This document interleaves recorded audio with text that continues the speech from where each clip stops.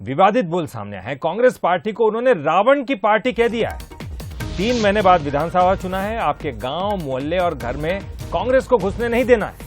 कांग्रेस के लोग धोखा देने वाले लोग हैं, ये डामोर कह रहे हैं। कांग्रेस के लोग भेष बदलकर अपहरण करने वाले हैं।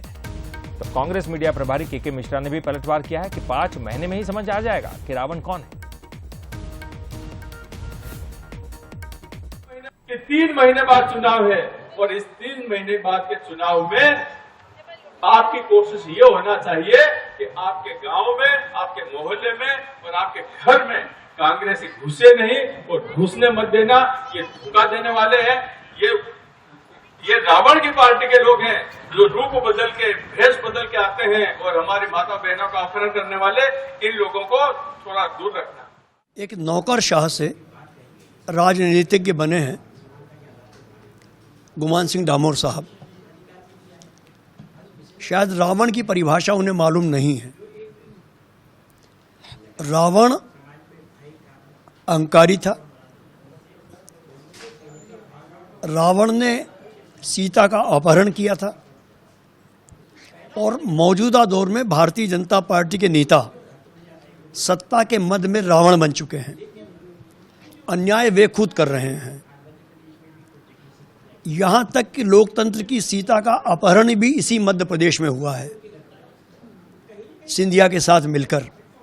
तो जिन लोगों का चरित्र खुद रावण से मिलता जुलता है, वो कांग्रेस को रावण कह रहे हैं।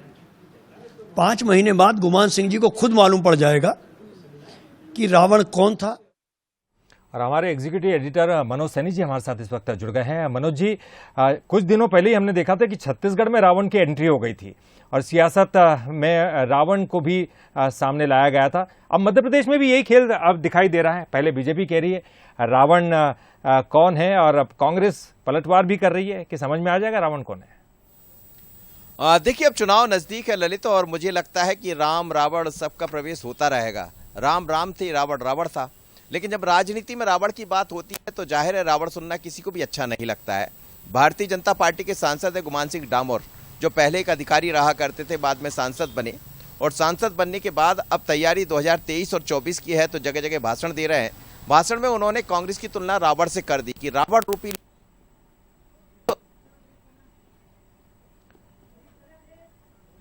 तो चलिए, आप देख सकते हैं कि किस तरह से भारतीय जनता पार्टी के नेता के जो है बोल बिगड़े और बोल बिगड़ने के बाद कांग्रेस ने भी पलटवार किया। मनोज सैनी जी हमारे साथ जुड़े हुए हैं। मनोज जी, बात पूरी कीजिए।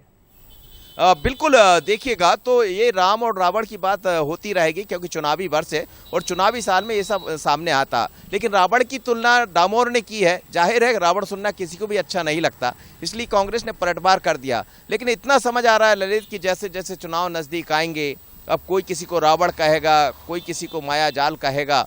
और ये माया भी है पूरी राजनीति, इसमें अलग अलग तरह से लोग अपनी बातें रखते हैं।